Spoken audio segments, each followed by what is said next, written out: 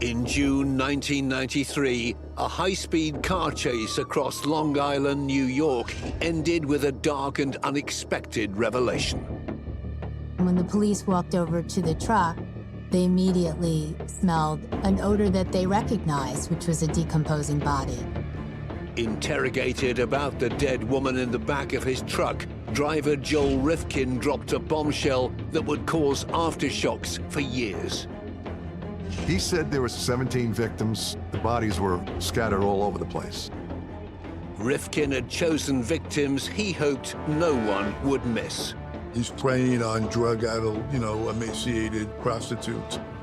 At the time of New York's crack wars, some of the deaths barely registered.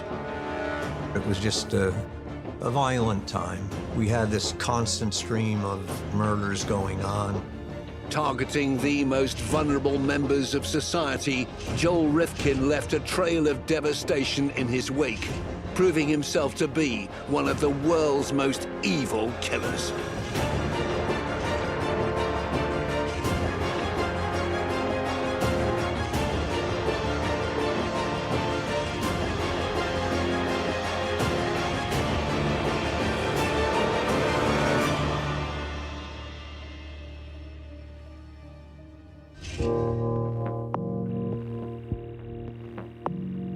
When Joel Rifkin crashed onto their radar, law enforcement had no idea how big the case would become. We arrested the serial killer with the body in his car, and then it expanded from there. New York State Police Captain Walter Heesh found himself leading the investigation into more than a dozen potential homicides.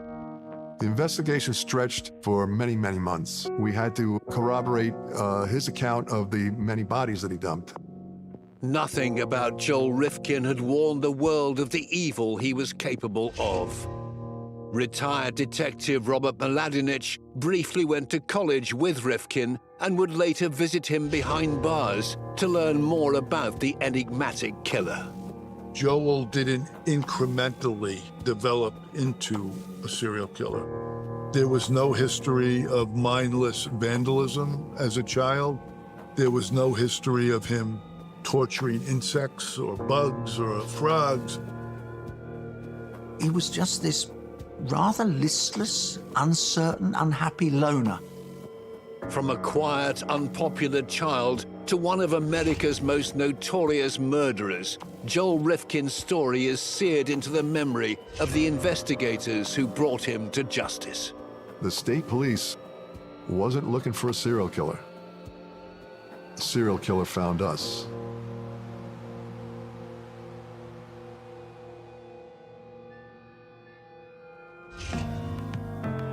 This killer's story begins in New York City. Joel David Rifkin was born on the 20th of January, 1959. He was born to college students who weren't married and couldn't provide for him. He was put up for adoption almost immediately. Rifkin went to the home of a childless couple called Bernard and Jean Rifkin, who lived in Long Island. They were, in fact, to adopt a second child about 3 years later. The father was a draftsman or an engineer. The mother had a master's degree, which was very unusual for the 1950s. Rifkin's early life with his adopted parents and younger sister was trouble-free. He was loved, he was close to his parents. Parents were very attentive to the children. Joel grew up going on vacations with his family. The family lived in the affluent commuter town of East Meadow on Long Island, about 32 miles from downtown Manhattan. Oh, it's a nice rural area in Nassau County. Very nice neighborhood. As Rifkin moved through his school life, he began to hit roadblocks. He went to local public schools. His parents were very focused on education, but to their disappointment, Joel was never a good student. He always struggled in school. Later on, it was learned that he was dyslexic, but that wasn't something back then that there was a lot of information on. His father was a really brilliant man. and would spend hours with him trying to teach him the rudiments of math, and then kind of throw his hands up and express frustration. That was a source of great anxiety for Joel. Parental disappointment wasn't all Rifkin had to contend with as he moved into his teenage years. High school was very difficult for him. He was really bullied. They thought he was an oddball. They called him a freak. He had a nickname of the Turtle because he was sort of slow-moving and sort of had a stooped appearance. He sat alone at lunch. They pelted him with eggs. When he joined the cross-country track team, they would hide his running gear. They were really quite cruel. Joel would stay at school after school was over until the very last minute. And then he would purposely take this circuitous way home, like through the woods, through backyards, to limit the risk of running into potential bullies. So even at that young age, as a sort of a survival mechanism, he was forced to be stealth-like and sneaky.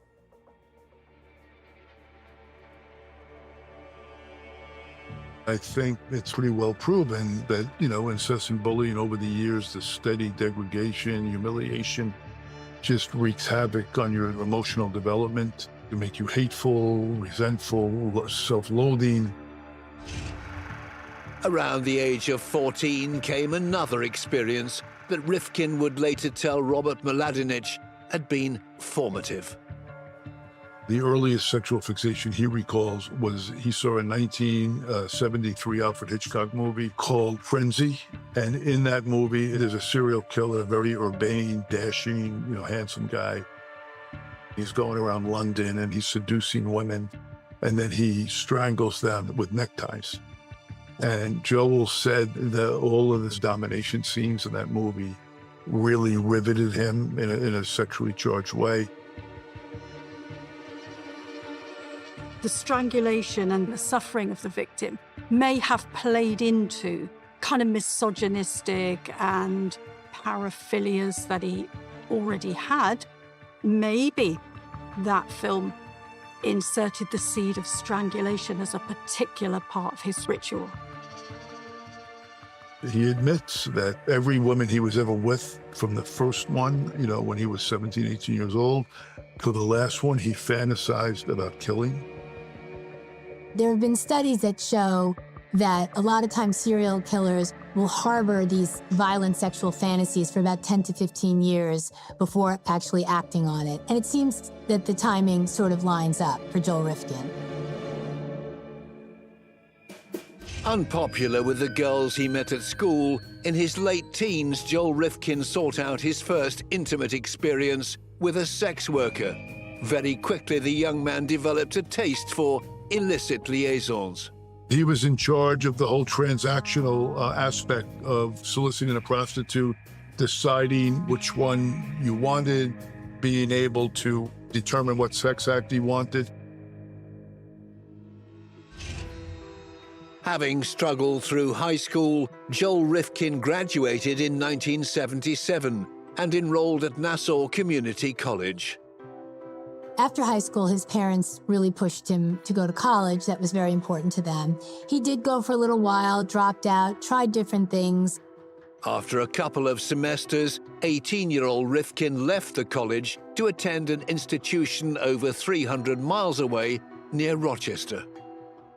We were both attending Rockport State College in upstate New York. We were both journalism students. Robert met Joel Rifkin in October 1979, when the college photography club recommended their most promising member. I had received my first paid assignment to cover a boxing match, and I needed a photographer to accompany me. He seemed kind of rumpled and shaggy-haired, kind of nerdy, a little insecure, but extremely talented, very intelligent. Joel wound up getting lots of really great photos. For a couple of months, Robert felt like his new friend had a glorious future mapped out. What he did not realize was that 20-year-old Rifkin had another passion that was consuming his attention. He did have a fixation with prostitutes. He was traveling into Rochester and spending any available money he had on prostitutes. Rifkin's continued obsession affected not only his college work, but also his personal relationships. Joel had a girlfriend in college. She adored him. She thought he was fantastic. One of the reasons they broke up was because he was so fixated on the type of sex that he would obtain from prostitutes, where he would be completely in charge. He would say, do this, do that. It would be over in a matter of minutes, and then he would go on his way. And that was what he wanted in his personal relationship. He didn't know how to be more emotionally connected or even physically connected with a woman that he was living with. In December 1979, Joel Rifkin left the campus to go home for Christmas and never returned. I never saw Joel again. I always wondered what he was up to and assumed he was doing kind of grand things in the photography world.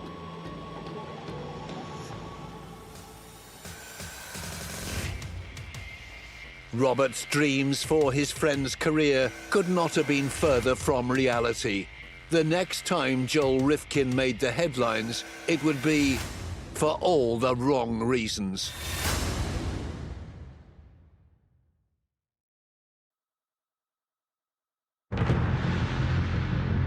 After dropping out of college, Joel Rifkin spent the early 1980s living back with his parents on Long Island, drifting between jobs.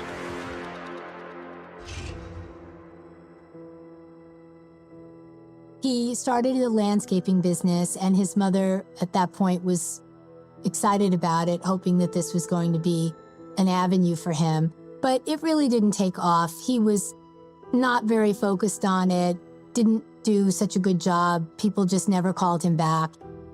In 1986, Rifkin's father, Bernard, became gravely unwell. His father is diagnosed with cancer. Rifkin is still desperate to impress him and signs up for a course on biology, but his father is lost to the world. In 1987, his father was in so much pain, he actually committed suicide. He wrote a letter to Joel, his sister, and his wife saying that he was so sorry, but that he just couldn't take the pain anymore. Devastated by his father's death, 28-year-old Rifkin dropped out of college once again. He returned to being an unreliable would-be landscape gardener with other things on his mind. As soon as he got money, he would just be fixated on spending it on a prostitute. So he was always in debt, he was always in arrears, he was always borrowing money from his mother. And that was literally all he was concerned with, was getting enough to go into the city from Long Island to do what he would call the stroll patrol. He spends hours driving round. And many nights he would just look. It was like a fetish for him, just to look, observe. He liked to stop and talk to them and act like he was interested and then drive away. So that was all part of the power components of his actions. A couple of months after his father's death, Joel Rifkin fell foul of the law in Nassau County. In the early summer of 1987, Rifkin falls into a sting conducted by the police in which he propositions an undercover police officer for sex, and he's fined. In the 1980s, sex work was on the rise in New York City, in part due to the influx of highly addictive crack cocaine.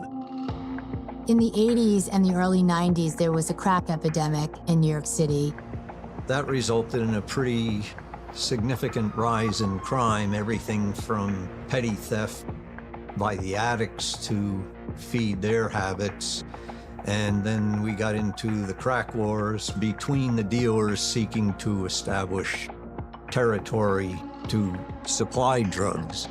So that resulted in quite a few homicides.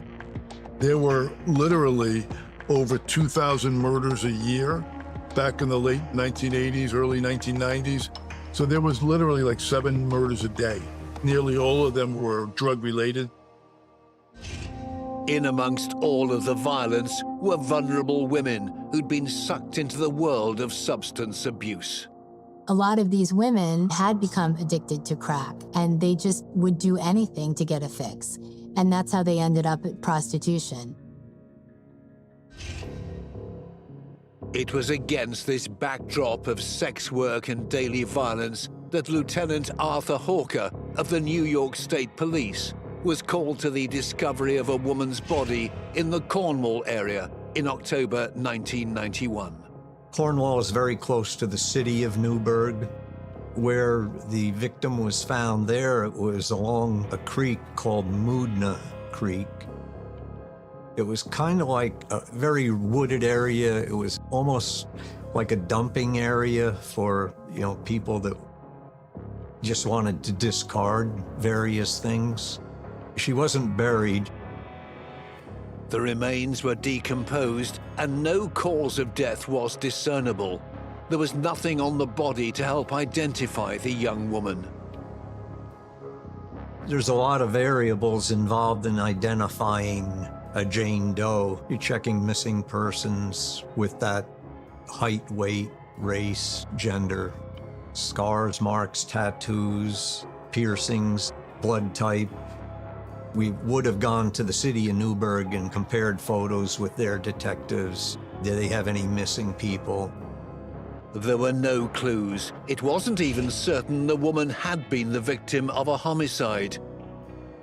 As autumn turned to winter, the trail went cold. The following spring, 33-year-old gardener Joel Rifkin was still living in East Meadow, Long Island, with his mother and sister.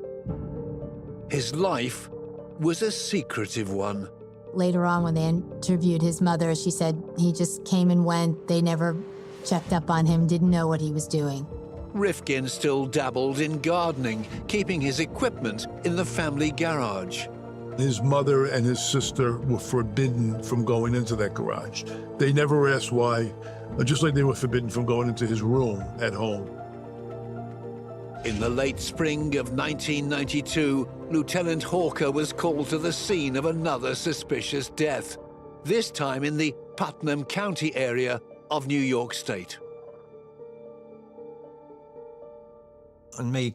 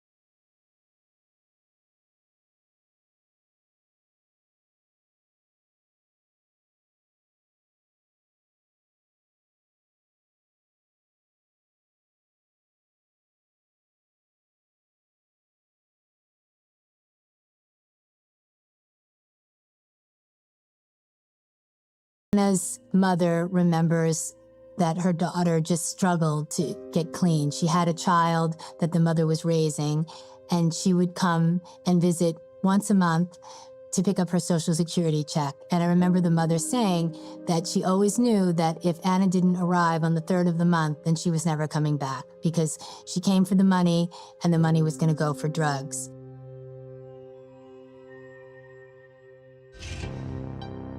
That month, July 1992, the bodies of 3 more young women were found in New York City's rivers and canals. All were badly decomposed, none were identifiable. Police assumed the murders were drug-related. 4 months later, another woman was found in a New York river. Jenny Soto's body washed up in November 1992 in a Harlem waterway. She was wearing only a t-shirt when she was found. Jenny Soto lived in Brooklyn, and she had a big family and was very close to them. She had younger siblings. She used to tell them, don't do drugs, don't even drink, because once you drink, you'll smoke pot and then you'll just keep continuing. But sadly, she didn't follow her own advice and ended up with a boyfriend that introduced her to drugs, and she became a drug addict. And then ultimately started working as a prostitute to support her habit. But Jenny Soto really had dreams. She wanted to be a dancer. She had a group that she was rehearsing with, and she talked a lot about it. She really wanted to make something of herself. An autopsy showed that though Jenny had fought her attacker, leaving his skin under her fingernails, her killer had succeeded in strangling her to death before pushing her off a cliff into the Harlem River. No one knew who killed Jenny Soto, and the family went to the police multiple times and said that they felt that the police didn't care because they just wrote her off. She was a prostitute, and they just didn't take her case seriously. Despite the discovery of so many women murdered and dumped in bodies of water around the city, no one linked the deaths. Nobody was saying, we have a serial killer on the loose. Back then, there was not a lot of computer interaction between the 5 boroughs of New York City. Today, an instant connection would be made. But back then, if something happened in the Bronx or Manhattan, Staten Island, Brooklyn, Queens, there was no linkage between them. The killings joined the long list of unsolved murders plaguing New York. But just a few months later, a routine traffic stop would lead to a high-speed chase which would take a macabre turn, blowing the cold cases wide open.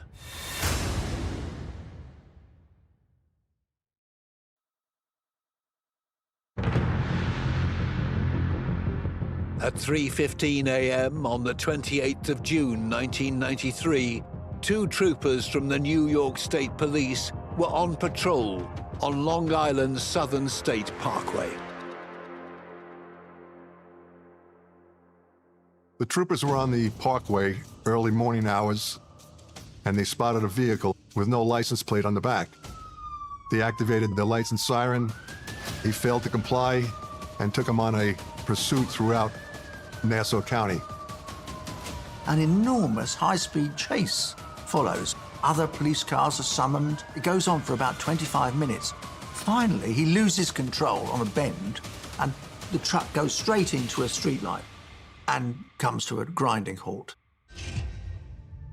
The driver was swiftly removed from the vehicle.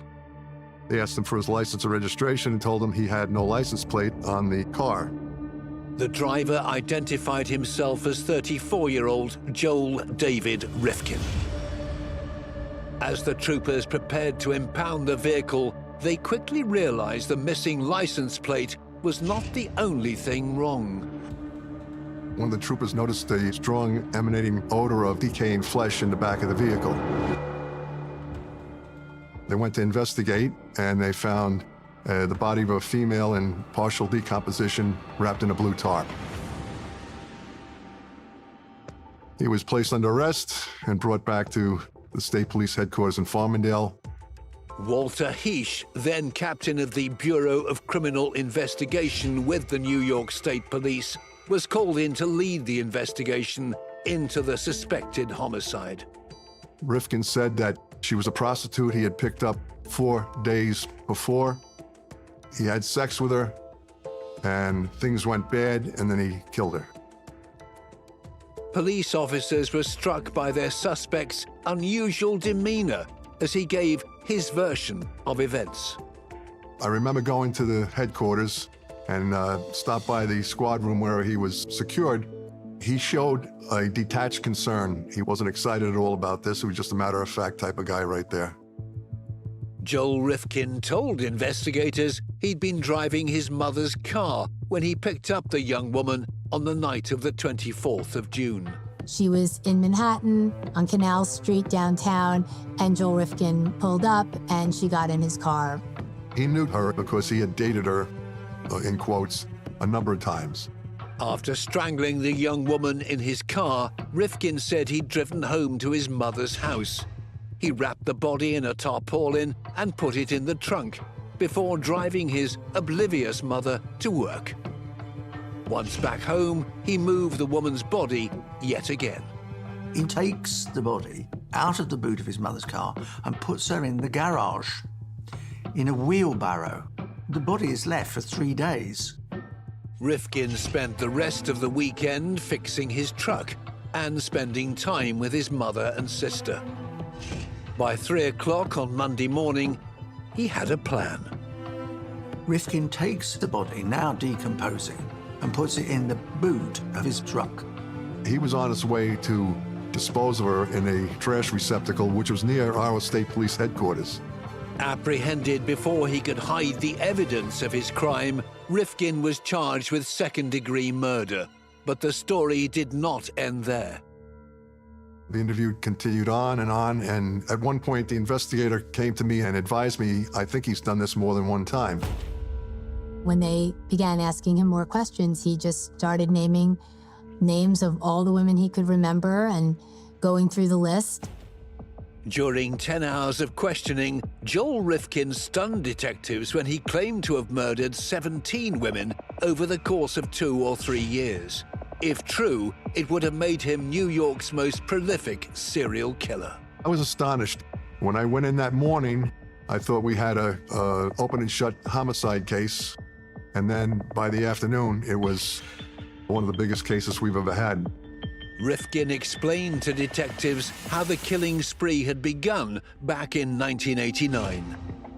He picks up a girl, she's 25, and she's known as Susie to her fellow sex workers. Rifkin takes her back to his mother's house. His mother's away, out of town. It got violent. He brutally murdered her and dismembered her and scattered her body in different parts of New Jersey and New York. He put the head in a paint tin and took it to the wooded section of a golf course. He then dropped the legs in a different place in water. 16 months later, he did it again, killing a young woman called Julie Blackbird. By his third killing in July 1991, Rifkin had developed a murderous routine, which he'd repeat every few weeks or months, driving around the city, selecting his victims. He'd pick them up, have sex, and then it would get violent, and then he would kill them. And then he'd have to dispose of them. In the early days, he would dismember them. Later on, he decided that was too messy, he told investigators. So then he would just take the bodies and dump them in various places. He was very meticulous with the first few, but then eventually he would just put them in barrels in the Hudson River or put them in a dumpster, throw them somewhere on the side of the road. He just got a little reckless towards the end, and I think that's why he got caught. Years later, Rifkin would explain another element of his routine to old friend Robert Mladinich. He said that he purposely picked out the women that looked the most emaciated and the most helpless and the most drug-addled. And the reason for that was he wanted minimal resistance. The victim found in his car the day he was arrested certainly fit this profile. Rifkin didn't know her name, so detectives took steps to find out who the woman was. I remember somebody at the crime scene taking a picture of the body. She had a tattoo on her arm, and I remember giving that to the press, and the next day, the family reached out and said, yeah, that's our girl, it's Tiffany Bresciani. She was a young woman with a loving family back in the South. She had a very promising life. When she left New Orleans for New York, she wanted to be a performer. Unfortunately, she got involved with drugs, wound up on the streets where Joel picked her up.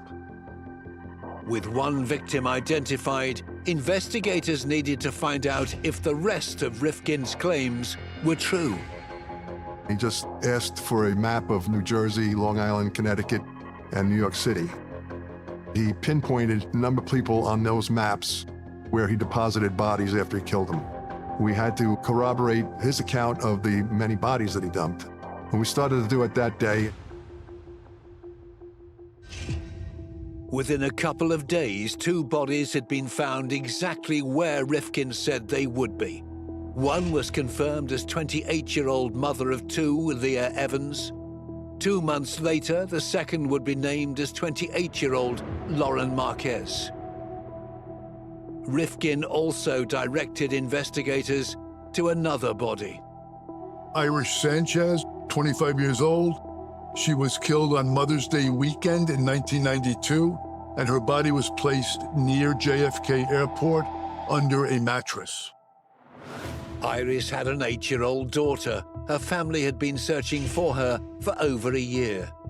Rifkin also claimed the murder of Ana Lopez, whose body had been found in Putnam County a year earlier.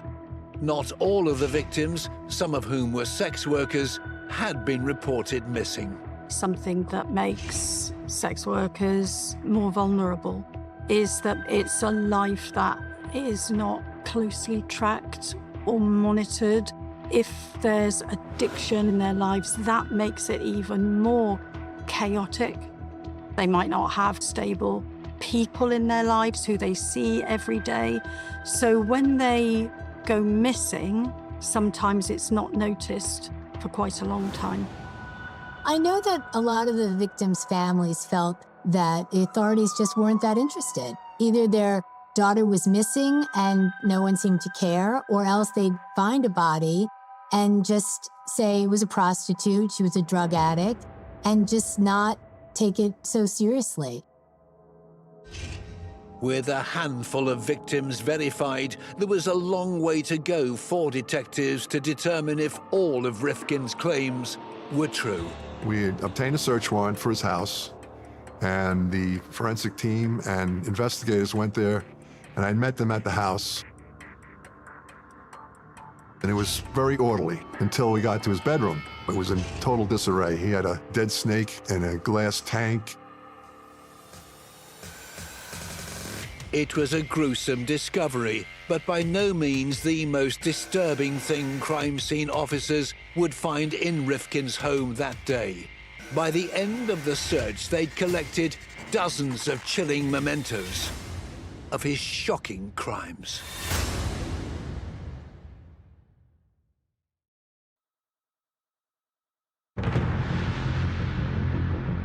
In July 1993, the home where 34-year-old Joel Rifkin lived with his mother on Long Island, New York, was searched inch by inch. Joel had such a vast collection of souvenirs of his victims, trinkets, prescriptions, credit cards, even a woman's HIV medication. There was the lady's identification, driver's license, and various pieces of jewelry. Serial killers are not ashamed of what they've done. They actually want to keep doing it, and they want to keep reliving that moment. So looking at those mementos, if you like, is almost like looking at porn. Women's clothing, underwear, and makeup were found, as well as a chainsaw, ropes, and a wheelbarrow stained with blood. The trophies found in Rifkin's home were invaluable in identifying more of his victims. The investigators found a gold earring that Joel Rifkin had taken from Ana Lopez, and that was another way they identified for sure that he had been the one to kill her. The earring matched the one Lieutenant Hawker had found on Anna's body in May 1992. The crime scene technicians also found a driving license belonging to a woman called Mary Ellen DeLuca, the victim whose body had been found in Cornwall, New York in October 1991. The cache of evidence in Rifkin's home also pointed to an 18th victim, one he'd not admitted to killing. Mary Catherine Williams was a former cheerleader from North Carolina. She had been married. Her and her husband were attempting a reconciliation when she was murdered by Rifkin, and lots of her property was discovered in Joel's room. Jewelry, credit cards, things like that.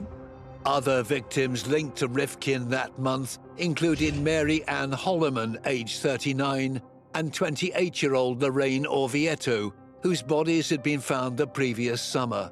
Another was 31-year-old Yun Lee, whose body had been found in 1991 in a steamer trunk in the East River. Rifkin had also confessed to a death that had not even been deemed a murder until that point. In July of 1991, Rifkin picks up a 31-year-old sex worker called Barbara Jacobs and again takes her home to Long Island, has sex with her and kills her with exactly the same table leg that he'd killed the previous sex worker. Her body was put into a plastic bag and thrown into a cardboard box and deposited in the Hudson River in New York. When Barbara's body is eventually found, her death is attributed to a drug overdose because she clearly was a drug user. In September 1993, yet another victim was identified. Violet O'Neill's body parts were found over the course of 3 days in the summer of 1992 in various parts of Manhattan. By October, Joel Rifkin had been charged with 6 more murders. The following February, he was charged with the murder of Jenny Soto, whose family had anxiously waited for news since she was found dead 16 months earlier. One day, they got a phone call from the investigators, and they said that Joel Rifkin had mentioned the name Soto. They had found an earring of Jenny's in his bedroom. Jenny Soto's mother had told me that she had just prayed to God that she would find the answer and find out what happened to her daughter. And when she got the call about Joel Rifkin, she said it came right between her birthday and Jenny's birthday, and she decided that God had at least answered that prayer for her, so that she at least knew what happened to her daughter. Despite confirming many of Rifkin's alleged crimes, by the spring of 1994, investigators still had at least 3 sets of remains that had not been identified. In April, Rifkin stood trial for Tiffany Bresciani's murder. The trial played out in Nassau County, and pretty much it was a cut and dry case. You have the subject, you have the victim, you have the admissions, and you have the medicological examination of the body. During the prosecution case, he was called a sadistic serial killer who took pleasure in watching people suffer. Rifkin pleaded not guilty by reason of insanity, with his defense team claiming he was a paranoid schizophrenic who could not separate fantasy from reality. The prosecution pointed to the killer's premeditation as evidence of his sound mind. Because he was premeditated about how he went about these murders, and he did keep trophies. He was elusive in his methodology of meeting up with these women and then killing them and dropping them all over a wide geographic area. The jury rejected Rifkin's claim that he was not responsible for his own actions. On the 9th of May 1994, Rifkin is found guilty of Tiffany's murder and is sentenced to 25 years.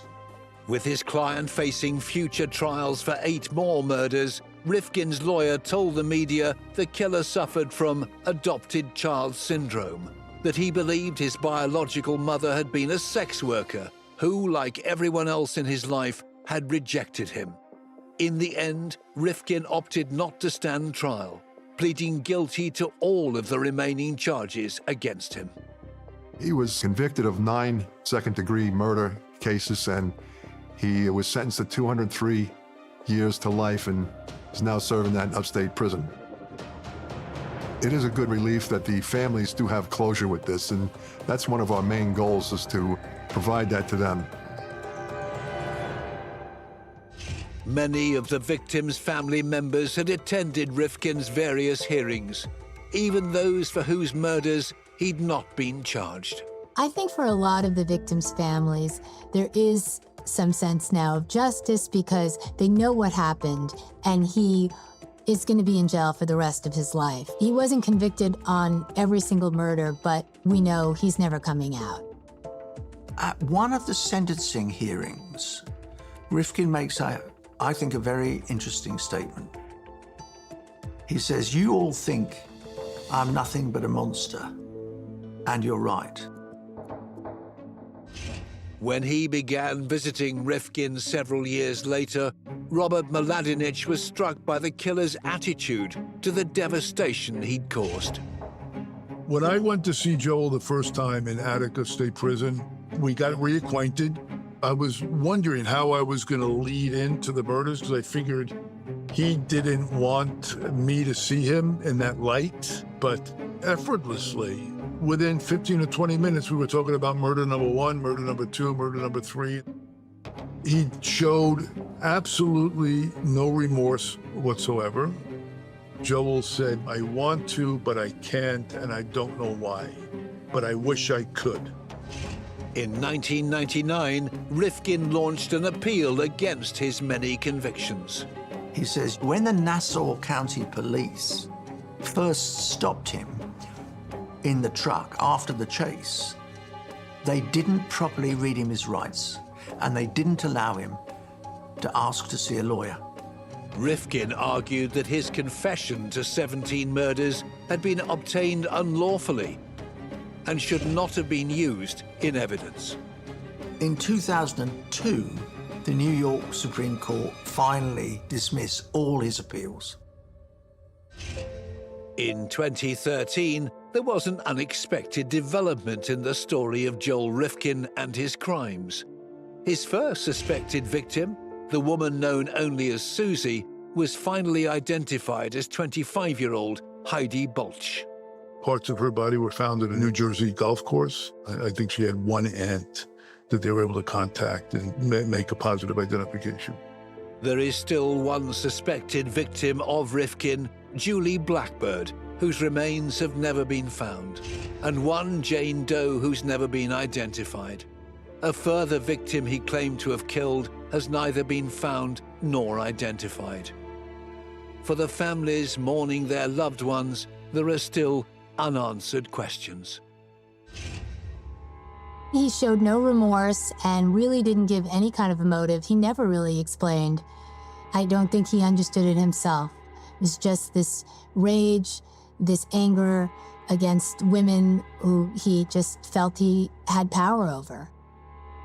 Joel's killing was definitely a power thing for him. He spent a lifetime being bullied. He spent a lifetime being humiliated and degraded. And finally, he was in charge.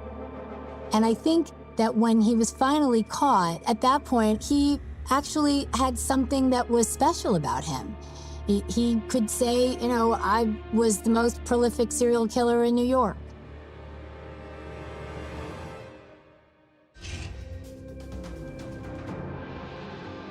Joel Rifkin had the urge to kill for sexual pleasure.